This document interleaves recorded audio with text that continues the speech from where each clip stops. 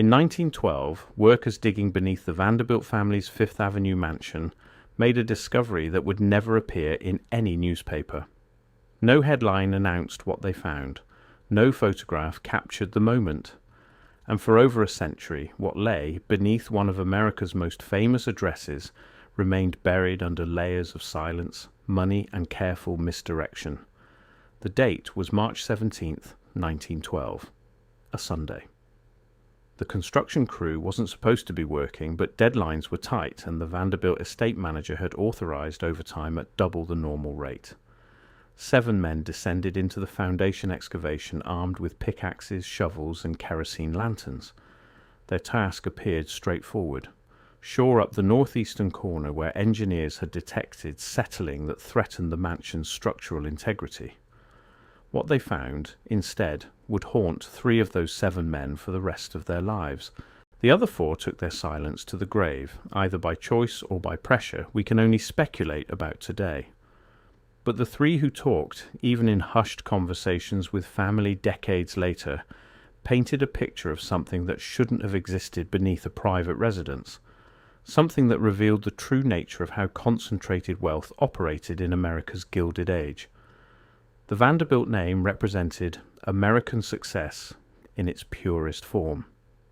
Cornelius Vanderbilt had turned steamships and railroads into a fortune that dominated an entire era. By 1912, his descendants controlled wealth conservatively estimated at over $200 million. In today's purchasing power, that fortune would equal somewhere between $300 and $500 billion. Not millions, billions. A level of wealth concentration that made them effectively sovereign within the American economic system. But that wealth came with secrets. Secrets about how it was really accumulated. Secrets about what happened to competitors. Secrets about infrastructure built not for public benefit, but for private control. And some of those secrets were quite literally underground, built into the foundation of America's most ostentatious display of Gilded Age excess at 640 Fifth Avenue. The official story was simple. The mansion needed repairs. Standard maintenance for a structure that size. Workers went down with shovels and came back up with dirt. Nothing unusual. But 3 construction workers told a vastly different story. They spoke of tunnels, of finished rooms that shouldn't exist beneath a private home, of infrastructure built for purposes that made no architectural sense. They spoke of discovery, of orders to stay silent, of payments that seemed designed to buy discretion rather than compensate labor. And they spoke of being genuinely frightened, not of physical danger or collapse, frightened of what the discovery meant, frightened of who had built it and why, frightened of the implications if what lay beneath the Vanderbilt mansion was replicated beneath other great houses. Understanding what was found requires understanding what the Vanderbilts actually did with their money. The popular narrative paints them as railroad barons who built American infrastructure and created jobs. That narrative carefully omits certain details about how they built those fortunes, the specific methods they employed, and most importantly, where the money actually went. Cornelius Vanderbilt didn't invent railroads or steamships. What he perfected was something far more valuable, the art of monopoly through strategic destruction. His approach was elegant in its brutality. The strategy worked like this: identify a market with multiple competitors. Enter that market not to compete, but to dominate. Buy up competing operations.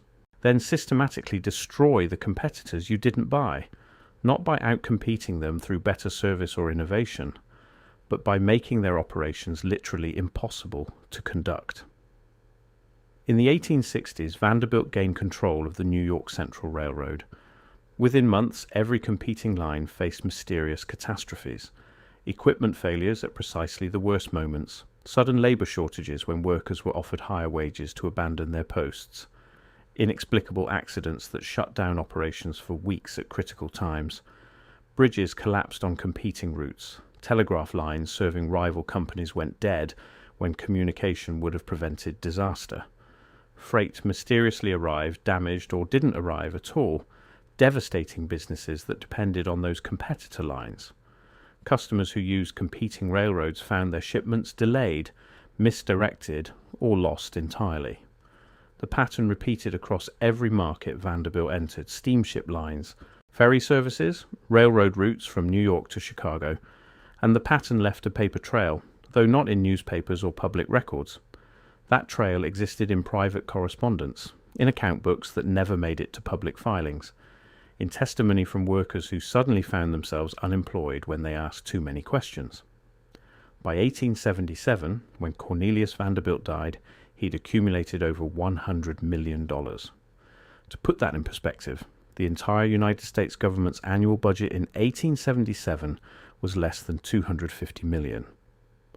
One man controlled wealth equivalent to nearly half the federal budget. That's not entrepreneurship. That's systematic extraction through methods that would be prosecuted as organized crime if anyone without that much money had attempted them. The system continued under his son, William Henry Vanderbilt. William proved even more ruthless, if less flamboyant. Where Cornelius had been loud and openly contemptuous of public opinion, William operated with cold calculation. He understood something his father had only grasped intuitively. The real power wasn't in owning the railroads. It was in controlling the financial mechanisms that decided which railroads succeeded and which failed. William pioneered what we'd now recognize as financial engineering. He created holding companies that owned other holding companies in nested structures that made actual ownership nearly impossible to trace. He structured debt in ways that let the Vanderbilts profit regardless of whether trains ran successfully or not. He manipulated stock prices through carefully timed information releases to financial journalists who were either on his payroll or dependent on his cooperation.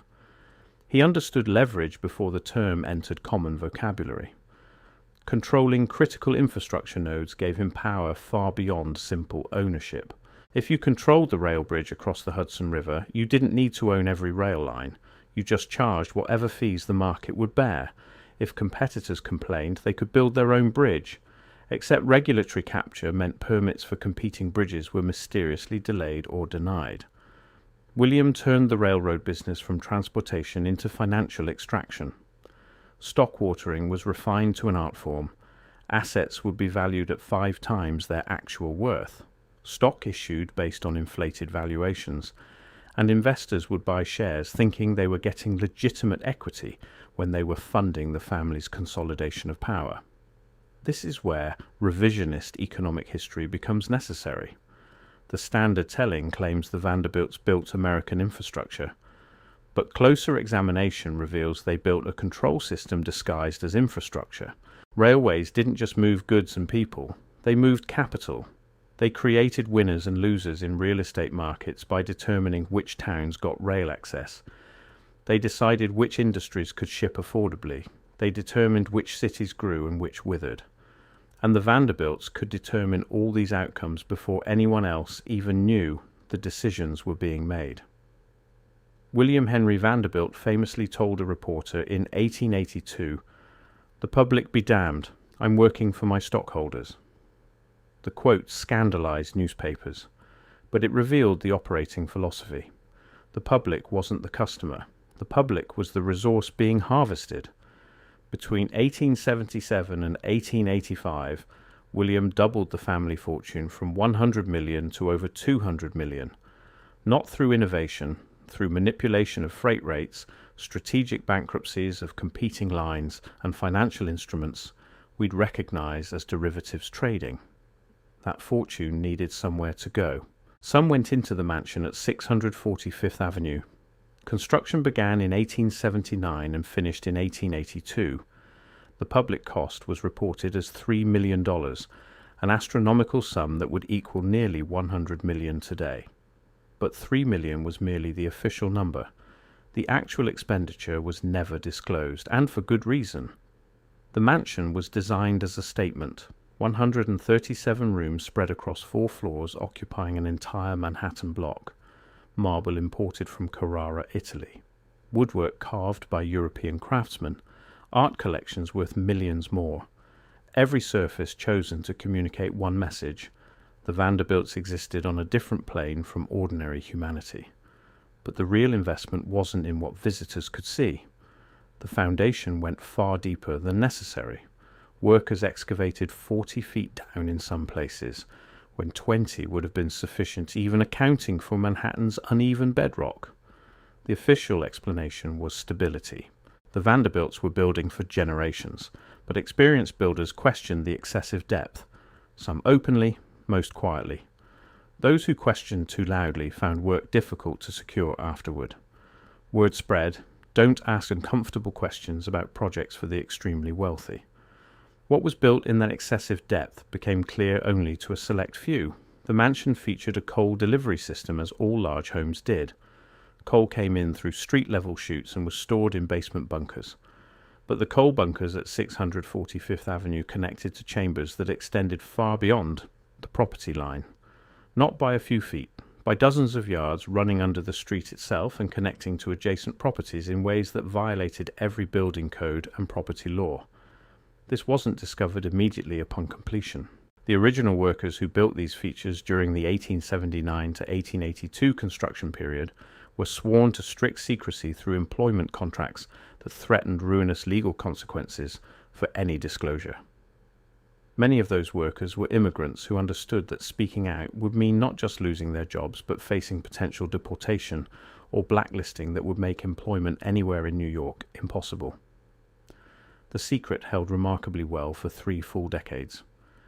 It only came to light in 1912 during those supposedly routine foundation repairs. The work crew was excavating near what they believed was a solid exterior foundation wall on the northeastern corner. They'd been told to dig down, expose the foundation, examine it for cracks or settling, and report back to the supervising engineer. Standard procedure for addressing structural concerns in a building that age. Thomas Brennan, the crew foreman, was the first to break through. His pickaxe went through what should have been solid rock fill and instead met empty air. The workers gathered around the opening and shone their kerosene lanterns into the darkness beyond. What they saw was a finished brick-lined passage with professional masonry work, not rough stone or packed earth. Carefully laid brick in running bond pattern, the kind of work that takes skill and time. They widened the breach so they could all enter. The tunnel was approximately 8 feet high and 6 feet wide, large enough for a grown man to walk through upright, large enough for wheeled carts. The walls were professionally finished brickwork. The ceiling was arched in classic barrel vault style. The floor showed significant wear patterns. Deep grooves ran along the center, parallel tracks created by heavy-wheeled vehicles being rolled repeatedly over many years. And most surprising, electric lighting fixtures mounted along the walls at regular intervals. Not gas lamps, electric bulbs in protective housings connected to copper wiring. One of the workers tested a switch, and the bulbs illuminated, still drawing power after all these years. The tunnel ran east from the mansion toward the interior of the block. They followed it for approximately 30 yards before reaching the first side chamber. Heavy iron doors set into brick frames. The doors were closed but not locked. Inside each chamber was a room roughly 10 by 12 feet, empty now but showing clear evidence of past use. Mounting brackets were bolted to the walls for shelving or storage racks. The ventilation was sophisticated, with intake and exhaust shafts, and the locks were on the outside of the doors, suggesting whatever these rooms stored was meant to be secured from unauthorized access. When they emerged and reported what they'd found to the site supervisor, his reaction was immediate. He told them to stop work and wait. Within 2 hours, men in expensive suits arrived, not architects or engineers. These men had the bearing of lawyers or executives. The conversations followed a pattern. Questions about exactly what they'd seen, then an offer. A significant bonus payment, several months' wages, in exchange for signing a legal document. The message was clear. Discuss what you've seen and face legal action that will financially destroy you. Most workers signed immediately. 3 hesitated and were called back for a second conversation. This time the tone was different. Less friendly, more specific about consequences. Not just legal action, but difficulty finding work. Accidents could happen on construction sites. All 7 eventually signed and received their payments. Within a week, a different crew arrived to seal the tunnel, not the regular construction company. a specialized crew who worked quickly and with absolute discretion. The tunnel entrance was filled with concrete, making it as if the passage had never existed. 3 of those workers eventually talked, though not for years, not to newspapers, which wouldn't have published such allegations, but to family members, to friends in labour organisations, to other construction workers who had seen similar features on other projects.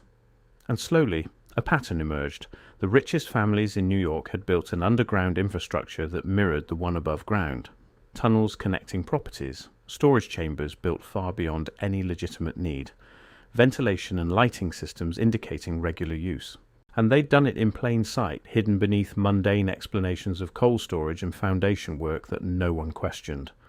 What was that infrastructure for? The answer requires understanding the financial panic of 1907. That panic revealed vulnerabilities the extremely wealthy found absolutely intolerable. It showed that even massive fortunes remained vulnerable to forces outside their direct control. The panic began in October 1907 when the Knickerbocker Trust Company collapsed. The failure triggered immediate runs on other banks and trust companies. Depositors rushed to withdraw their money. The banks didn't have enough physical currency to meet all withdrawal demands simultaneously. Within days, several major financial institutions had failed. Fortunes that existed as bank deposits and paper assets evaporated overnight. Wealthy families who kept assets in what they thought were the safest institutions suddenly couldn't access their own money. Some faced genuine possibility of ruin, not because their wealth had vanished, but because it was locked inside systems that had ceased to function. The psychological impact was profound. These families had believed their wealth made them immune to economic forces affecting ordinary people. The panic taught them otherwise. Traditional banking systems, no matter how prestigious, could fail. Government might intervene in ways that froze assets. Angry mobs, seeing their own savings disappear, might target the visibly wealthy. The panic revealed something that truly alarmed the richest families. They didn't have as much control as they'd assumed. J.P. Morgan organized a private rescue of the financial system, but it took weeks of frantic coordination. For that period, the stability of American finance depended on one man's reputation and willingness to risk his fortune. The wealthy learned several uncomfortable lessons. Paper wealth could become worthless. Traditional financial institutions were vulnerable to runs and failures. Government intervention might freeze assets or limit access. And public anger during economic distress might manifest as violence against visible symbols of wealth. The solution was to create parallel systems where wealth could be held and moved outside traditional banking channels. Gold became the primary mechanism. Paper money remained vulnerable to government decree or economic collapse. Bank deposits could be frozen. Stock certificates were just paper that could become worthless. But gold was different. Gold held value independent of any government's decisions. It was recognized and accepted everywhere. It couldn't be devalued by printing more. And critically, physical possession of gold meant true ownership in a way bank deposits or stock certificates never could. The problem was transportation and storage. $1 million in gold at 1907 prices weighed approximately 1,550 pounds. $10 million weighed over 7 tons. Moving that kind of weight through New York streets during times of panic was effectively impossible without attracting dangerous attention. Armed guards were no solution. They could be overwhelmed by determined mobs. Regular transportation routes could be blocked by protests or riots. Government authorities might stop shipments for taxation purposes. Every surface route created vulnerability and exposure. The Vanderbilt tunnel system, discovered in 1912, was part of this larger network. Other construction projects revealed similar features. The Astor Mansion showed foundation work far deeper than required. The Carnegie residence had ventilation systems serving spaces not shown on official plans. The Morgan townhouse had coal delivery systems connecting to chambers extending beyond property boundaries, all built during the same period, 1880 to 1900. All featuring the same questionable choices that made sense only as nodes in a coordinated system. The discovery in 1912 was particularly sensitive because of timing. That year saw the beginning of serious congressional investigations into financial power concentration. The Pujo Committee hearings would expose how a tiny group effectively controlled American banking. The last thing those men needed was physical evidence of secret infrastructure built to circumvent normal financial systems. The response was swift. The tunnel beneath the Vanderbilt mansion was filled with concrete within 1 week. Not just blocked, completely filled. Workers were paid generously and asked to sign legal agreements backed by threats of litigation. Building permits that might have revealed original construction details disappeared from city archives, and anyone who pressed for information faced legal threats or worse. But the story didn't die completely. It circulated in labor circles. It became one of those things construction workers knew about but didn't discuss openly. Some families kept documents. Photographs that weren't supposed to exist, payroll records showing men were paid for work with no official purpose. One such document appeared in a probate case in 1967. A construction foreman who worked on the 1912 repairs had kept a journal. His grandson tried to donate it to the New York Historical Society. The journal contained detailed entries about the tunnel discovery, including sketches of the layout. The Historical Society declined the donation, not because they doubted its authenticity, because accepting it would require acknowledging what it represented. That journal still exists in a private collection. The entries describe a tunnel roughly 8 feet high and 6 feet wide, brick-lined with arched ceilings, electric lighting that still functioned in 1912, and most revealing, marks on the floor suggesting heavy carts had been rolled through repeatedly over years. The journal also noted chambers branching off the main tunnel, small rooms perhaps 10 by 12 feet, with heavy iron doors. These rooms were empty when discovered, but they showed clear signs of use, mounting brackets on the walls, ventilation systems sophisticated for the era, and locks on the outside of the doors suggesting whatever was stored there was meant to stay secured. Gold wasn't the only thing needing protection. Records also required safekeeping. The paper trail of how wealth was accumulated needed to be preserved for the families, but kept from public scrutiny. In an era before safety deposit boxes were common, before bank vaults were truly secure, private storage in locations controlled entirely by the families made sense. The tunnel system provided that control. The revisionist economic history matters because it challenges the fundamental narrative of American wealth creation. The story we're taught is one of innovation, risk-taking, and value creation. The story revealed by what was found beneath the Vanderbilt mansion is different. It's a story of control systems, of infrastructure, built not for public good but for private protection, of wealth that needed to hide from both the public and the government. This wasn't capitalism as it's typically defended. This was something else, a private financial system running parallel to the public one. A system where the rules that applied to everyone else simply didn't apply, where wealth could be moved, hidden and protected, using infrastructure that technically didn't exist. The question becomes, why go to such lengths? The answer lies in what happened when they didn't. The period from 1890 to 1920 saw numerous attempts at wealth taxation, antitrust enforcement and financial regulation. The wealthy families fought these efforts publicly through legal and political means, but they also prepared privately for the possibility that public resistance would fail. The tunnel systems were part of that preparation. By the time the tunnels were discovered and filled, the need for them had largely passed. The Federal Reserve System, established in 1913, created new mechanisms for wealth protection. The Income Tax Amendment, ratified the same year, created a system where wealthy families could use legal structures to minimize obligations rather than requiring physical hiding places. But the tunnels represented something important about how wealth operates at a certain scale.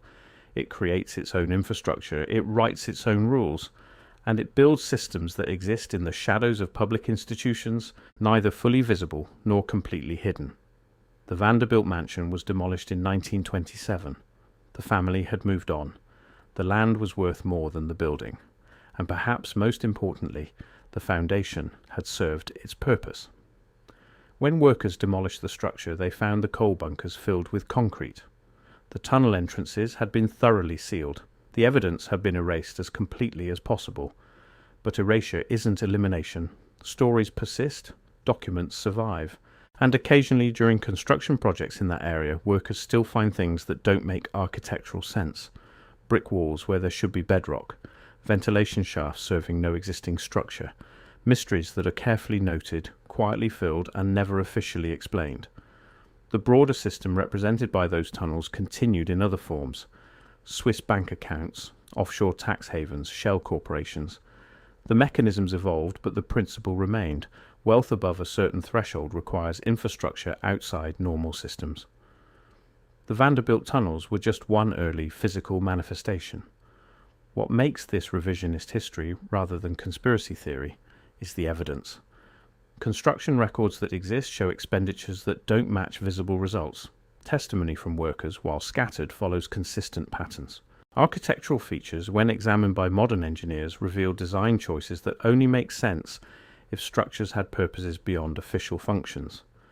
And the response to discovery tells its own story. When the tunnels were found, the reaction wasn't confusion or surprise. It was immediate, coordinated action to conceal and eliminate. That reaction only makes sense if what was found was exactly what was supposed to be there, a planned, intentional system that couldn't be publicly acknowledged. The legacy of what was found under the Vanderbilt mansion extends beyond one family's secrets.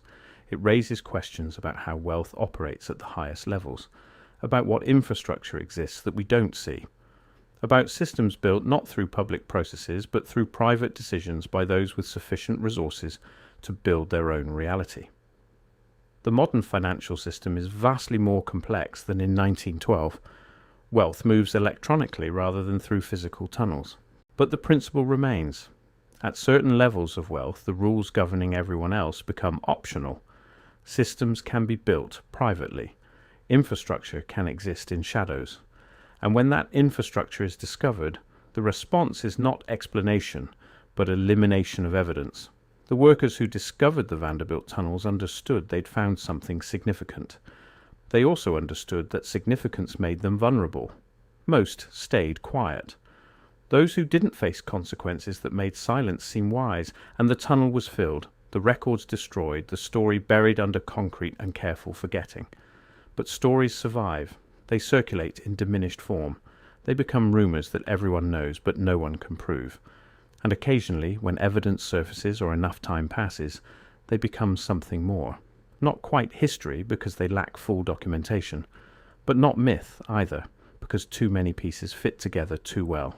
What was found under the Vanderbilt mansion matters because it reveals how power actually operates, not through public institutions and formal processes, but through private systems built by those with resources sufficient to create their own rules. The tunnel was just infrastructure, but it represented a principle, and that principle shaped American economic development in ways official histories carefully omit. The Vanderbilts are gone now, the mansion demolished a century ago, the tunnels filled and forgotten. But the questions remain. What other infrastructure exists that we don't see? What systems operate in shadows? And what would we find beneath other monuments to great wealth? Those questions force examination of assumptions about how American prosperity was built and who benefited. They suggest the official story omits as much as it reveals, and they remind us that what's buried often matters as much as what stands visible. The discovery in 1912 was promptly covered up, but the evidence of that cover-up survived, and that evidence tells us how systems of power operate when they think no one is watching, and how quickly they move to eliminate evidence when someone does.